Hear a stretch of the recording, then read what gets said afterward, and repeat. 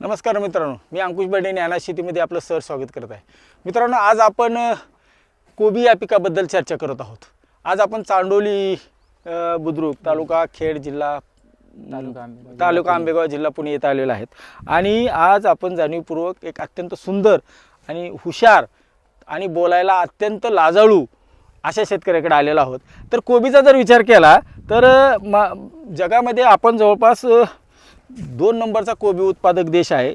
पहिला चीनमध्ये आहे, त्यानंतर भारताचा विचार केला तर महाराष्ट्र, गुजरात, कर्नाटक आणि तामिळनाडू या राज्यामध्ये मोठ्या प्रमाणात कोबीची शेती केली जाते. आणि महाराष्ट्राचा विचार जर केला तर नाशिक, पुणे नंबर 1 येतं आहे, नाशिक आहे, अहिल्यानगर आहे, सांगली आहे, सातारा आहे, नागपूर, छत्रपती संभाजीनगर ह्या जिल्ह्यामध्ये मोठ्या प्रमाणात कोबीची शेती केली जाते. तसं कोबी हे थंड हवामानामध्ये वाढणारं पीक आहे, परंतु वेगवेगळ्या खाजगी बियाणे उत्पादक कंपन्यांनी मोठ्या प्रमाणात वाणाची निर्मिती केली किंवा संशोधन करून काढले. त्याच्यामुळं आता शेतकरी वर्षभर कोबीची शेती करतात आणि बाजारामध्ये सुद्धा वर्षभर कोबीची मागणी. तर आज आपल्यासोबत जे शेतकरी आहेत त्यांची ओळख करून घेऊ. दादा, तुमची ओळख करून द्या. मंगेश ज्ञानेश्वर थोरात. मंगेशजी, ही किती क्षेत्र आहे आता हे जे आपण जिथं उभा राहिले होते? 1 एकर आहे. 1 एकर आहे.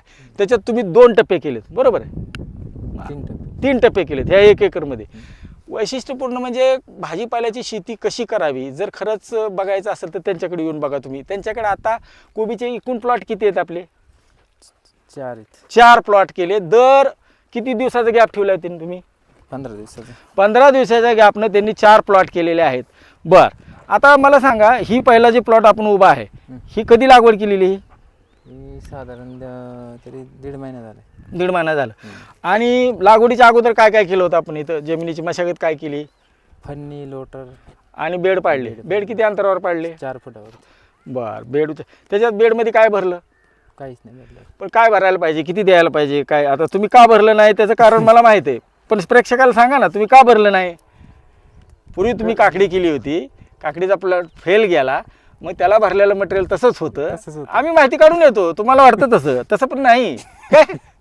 तर त्यांनी त्यावेळेस बेडमध्ये काय भरतात? एका दिवस नवीन प्लॉटमध्ये तुम्ही कोबी लागवड करणार आहे तर त्यावेळेस काय काय देतात भरता? 24, 10, 26. बरोबर. 1840. आणि शेणखत, कोंबडी खत? नाही, सेंद्रिय भरतो आम्ही डायरेक्ट गोणी. कुठली? ते आता कंपनीचं नाव नाही. ठीक आहे मित्रांनो, 1 एकरसाठी 8 ते 10 टन शेणखत. आणि तसा जर विचार केला तर बाकी जर 40, 20 नत्र स्फुरत पाला असेल, हायब्रिड असेल तर ह्याच्या दुप्पट घ्यावं.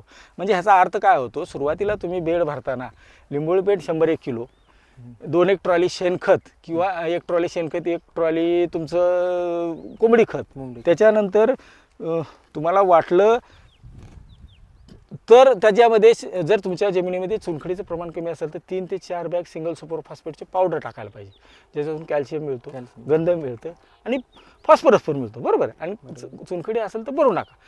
आणि ज्यावेळेस रासायनिक खतामध्ये 1 10-26ची बॅग, 1 12-32ची, 1 20-20ची, 1 24-24 अशी जर 1 3-4 बॅग केल्या आणि वर्षाच्या सुरुवातीला कालवलं आणि पुन्हा तुम्ही त्या टप्प्याटप्प्यात त्याला जर पिके घेतली तर हा बेसोल्डस बऱ्यापैकी चांगला होतो. ह्याच्यामध्ये मशागतीचं 0 मशागत तंत्रसुद्धा तुम्ही अवलंब करू शकता. त्यासाठी सगुणा रिजनरेटिव्ह टेक्निक म्हणून आहे. आज आम्ही बऱ्याच ठिकाणी ती चर्चा केली, आता इथं मी रिपीट करत नाही. तशा पद्धतीने जर केलं तर नक्की उत्पादन खर्च कमी होतो. आता ह्याच्यामध्ये अंतर किती ठेवले? मग 4 फुटाचे बेड आहेत. 2 रोपामध्ये अंतर किती आहे? 6 फुटाचे अंतर आहे. जर भारी रान असेल तर 1.5 फुटापर्यंत पण ठेवता येतं, किंवा हलकं रान असेल तर 1 फुटापर्यंत. मग ह्याच्यात काडी किती बसली किंवा तुमची रोपं हुंडी किती बसली एका एकरात? 23,000 हुंडी. 23,000 म्हणजे जास्त आहे रान ते. जास्त आहे थोडंसं एकर. बरं. आणि ह्याच्यापेक्षा जास्त बसायला पाहिजे का कमी बसायला पाहिजे? एवढीच बसायला पाहिजे. आता विचारतो कशासाठी तुम्हाला, काही लोक 18 ते 20,000 हुंडी बसवतात आणि काही लोक 35 ते 40,000 हुंडी बसवतात. आता आम्ही मॉलच्या हिशोबाने बसवतो. मग मॉलच्या हिशोबाचं म्हणजे काय हिशोब सांगा की आम्हाला समजावं. कारण आम्हाला 500, 600, 700 प्लस लागतो गड्डा, जास्त मोठा पण नाही पाहिजे. आणि मग उलट जास्त जर 40,000ची रोपं लावतात त्याचा मोठा कसा गड्डा होईल? त्याचा तर उलट तुमच्यापेक्षा कमी अंतरावर लागवड करतात. मोठा गड्डा होता ना. मला म्हणायचं काय, आपण जर तुम्ही ठीक आहे मॉलची मार्केटच्या हिशोबाने करता, तुम्ही रोपाची संख्या वाढवली म्हणजे तुमचं गड्डे साईज कमीच व्हायला पाहिजे. कमीच व्हायला पाहिजे. आणि आज बाजारात 2-3 माणसं 4 माणसाचं कुटुंब आहे, अर्धा किलो पाऊण किलोचाच गड्डा जास्त चालतो. जास्त चालतं. तुमच्या मॉलमध्ये तेच मागतात. तेच मग आणि मोठा जर माल असेल तर तो बदल्यामध्ये जातो बदल्यामध्ये. आणि त्याचा भाव किती असतो. तेच. त्याच्यावर थोडा विचार करावा, प्रेक्षकांनी सांगावं की तसं 18 ते 20 हजार आम्ही पण म्हणतो, पण काही लोक 40 हजार करून 2 पैसे जास्त कमवायला लागलेत. त्याच्यात शेतकऱ्यांनी सुद्धा अनुभव आपले सांगावे. बरोबर. आता हे तर लागवड रोप कुठून आणलं मग वेदांत नर्सरी. आणि केवढ्याला पडलं ते? 1.25 रुपये. 1.25 रुपयाला. 23,000 हुंडी आणली, लावली. त्याच्यानंतर काय आळवणी वगैरे केली? अडवणी काय नाही, हिमक केलं फक्त. बर. आणि मग रोप प्रक्रिया काय केली ती का? रोपावर काय औषध फवारलं होतं का? रोपावर बेनवे मारलं होतं. बेनिवा डायरेक्ट मारलं होतं. ठीक आहे मित्रांनो, सुरुवातीला जर सुरुवातीला रोपं आणल्यानंतर आपण लगेच लावत नाही, थोडं आपल्या वातावरणात हार्डनिंग म्हणतो आपण त्याला, रुळण्यासाठी ठेवतो 1-2 दिवस. त्यावेळेस काय करायचं, एका 15 लिटर 16 लिटरच्या पंपामध्ये ट्रायकोडर्मा, पॅसिलोमायसिस, सुडोमोनस, मेट्रायझिम आणि बिव्हेरिया हे 4-5 घटकचा कन्सोर्शियम मिळतो. तो 5-5 ml किंवा ग्रॅमच्या हिशोबाने टाकायचा. तो लिक्विडच लागतो.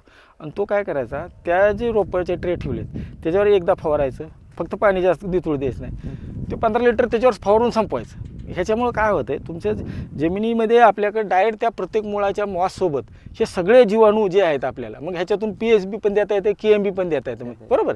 हे काय होतं आहे, जसं दहीचं विरजन लावतो आपण, तसं रोपाच्या बुडाला जर गेलं तर डायरेक्ट जाते कुठं, ते पूर्ण रानात जाते. ह्याला खर्च किती येते एका पंपाला. आणि शिल्लक राहिलं तर तुम्ही ड्रीपमधून ज्यावेळेस पुन्हा सोडताय त्यावेळेस तुम्ही सोडा. ह्याच्यामुळं काय होतं, जमिनीतून येणारा कुठलाही रोग येत नाही आणि सुरुवातीची मर वगैरे जे अजिबात होत नाही. बरोबर आहे, पटतंय का हे? नाही. ठीक आहे. मग आता त्याच्यानंतर लागवड झाली, पुन्हा खतं काय सोडता, कशी? 19 सोडतो. त्याच्यानंतर 1261 सोडतो. बरोबर. त्याच्यानंतर 1448 पण सोडतो. 1448. असं 13-40 जास्त लोक वापरतात असा माझा अनुभव आहे. बरोबर आहे का? कशामुळं तुम्ही सोडता? नाही सोडत.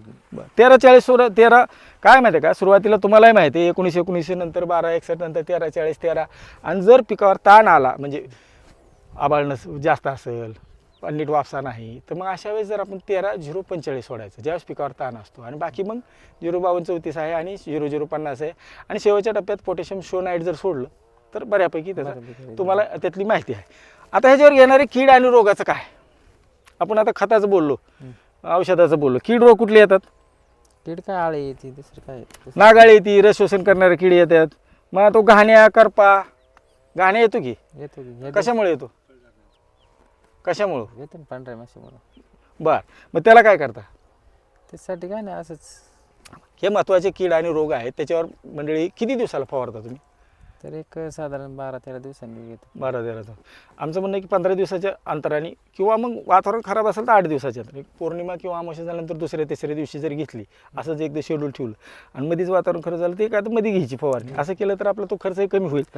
आता आपण सगळ्यात महत्त्वाचा मुद्दा विसरलो होतो, आपण ह्याच्यातले वाण कुठले आहेत आणि तुम्ही कुठलं वाण वापरलेलं आहे? आता हे जे 4 टप्प्यात केलेलं आहे, रिगल व्हाईटच. रिगल व्हाईटच सगळं आहे. मित्रांनो, ह्याच्यामध्ये खूप सारे वाण आहेत. या परिसरामध्ये सिंजंडाचे सिंजंडाचीच आहे ना ती रॉयल बॉल, ही पावसाळ्यात वापरल्या जातात. रॉयल स्टार आहे ती रेग्युलरमध्ये. ॲडव्हान्टेज हिरो 2 आहे. उन्हाळी हंगामासाठी बॉर्डर 777 आहे. अजून मी क्लाउडची वीर पण खूप चालते असं ऐकलं होतं. त्याच्यानंतर अंकुर सीड, अंकुर आता आपल्या भागात आहे, पण हे जे 2-4 व्हरायटी आहेत ह्या खूप चालतात. वेलकम सीडची डॉलर आहे, तिन्ही हंगामाला चालते. अंकुर सीडची मानस, क्लाउडची 303 आणि border 777, royal star, royal ball आणि ॲडव्हान्टेज हिरो 2 हे असे एक 4-5 व्हरायट्या महाराष्ट्रामध्ये खूप मोठ्या प्रमाणात चालतात. तुम्ही जिथं विकता तिथं थोडी माहिती घेऊन त्यांना कुठल्या प्रतीचा वापरते, कारण एकच वाण जर तुम्ही वर्षानुवर्ष वापरला किंवा एकच, ते तशी नवीन व्हरायटी काढतात कंपनी, पण थोडा बदल केला तर तुम्हाला त्या म्हणजे आपल्या रानाला पण आणि बाकी ह्या वातावरणालाही चांगलं असते. हे झालं आता एकंदर आपलं सगळी माहिती. आता किती 23,000 हुंडी किती एकरात? 1 एकर, 1.25 एकर, म्हणजे 1 एकरच्या हिशोबाने किती? 18,000 बसती. बरोबर आहे, 18 ते 20. मग आता किती दिवसाचं पीक आहे तसं? हे पीक 90 दिवसाचं आहे. पावसाळ्यात उन्हाळ्यात लवकर येते, हिवाळ्यात थोडं जास्त वेळ घेते आणि पावसाळ्यात सगळ्यात जास्त वेळ घेते. बरोबर. म्हणजे तसंच 70 ते 90, 85-90 दिवसात पीक 90 निघतं. घेतेच. तसं हे कोबी अत्यंत नवख्या शेतकऱ्याला करायला सोपं, कमी मजूर लागतो, कमी उत्पादन खर्च आहे, करायला सोपं आहे, पिकायला बक्कळ आहे, म्हणजे तसं गद पीक म्हणू आपण त्याला, तसं उत्पादनाने भरपूर आहे. आणि नवख्या शेतकऱ्याला जर करायचं असेल ज्याच्याकडे मजुराची कमी आहे त्या ठिकाणी अशा आणि कमी कालावधीचं आहे आणि बऱ्यापैकी पैसेही होऊन जातात अशा प्रकारचं हे पीक आहे. तर मग आता 18,000चा हिशोब जर केला आपण एकराचा, तर मग गड्ड्याची साईज किती होती, उत्पादन किती येते? गड्ड्याची साईज किलो पर्यंत होती. 1 किलो पर मध्ये. मग एकरी 700-750 ॲव्हरेज धरू आपण, हा, म्हणजे 15 टन माल तर सहज निघतो. निघतो. 15 टन माल. मग भाव काय असतो सरासरी? सरासरी काय 10-12. आता किती आहे? 15-16 आहे वाटतं, बरोबर. आणि मग 15 टनाचे 10 रुपयाने धरायचे का किती ना पैसे धरायचे? 10 पकडा. 10ने पकडायचे, किती पैसे होते? किती वाटत करा ना आता. 1.5 लाख रुपये. आणि ह्याला खर्च किती येतो सगळा एकरच्या हिशोबाने? रान तयार करण्यापासून काढणी पिशवीपर्यंत तरी 50-60 हजार रुपये. 60,000 रुपये. म्हणजे 1.5 लाख रुपये जर उत्पन्न झालं, सरासरी धरली आपण, जास्त 40,000 रोपं पण धरली नाहीत, भाव पण 10 रुपये धरला, 15 टन उत्पादन सहज काढतात ही मंडळी. 10 रुपये रेट जरी असला 1.5 लाख होतात, 60-70 हजार रुपये खर्च होतात. 3-1 महिन्यामध्ये, 3 महिन्याच्या आतच रान मोकळं होतं, तर 1 लाख रुपये शिल्लक राहतात.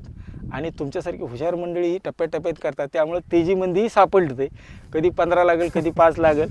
त्यामुळं सरासरी वर्षभर. आणि खरं तरकारीमध्ये हेच आहे की माणसाने एक पीक, आपण 1-2-4 पिकं ठरवावीत आणि त्या 2-4 पिकामध्येच वर्षानुवर्ष त्याच्यातच ज्ञान आणि कौशल्य घ्यावं आणि त्याच्यातच जास्त उत्पन्न काढावं, असंच अपेक्षित आहे. दरवर्षी नवीन काहीतरी प्रयोग करण्यापेक्षा 2-4 पिकाची निवड करून त्याच्यात जर आपण मास्टरी मिळवली, त्याच्यातलं ज्ञान मिळवलं, कौशल्य मिळालं, तर नक्कीच शेती फायद्याची होऊ शकते.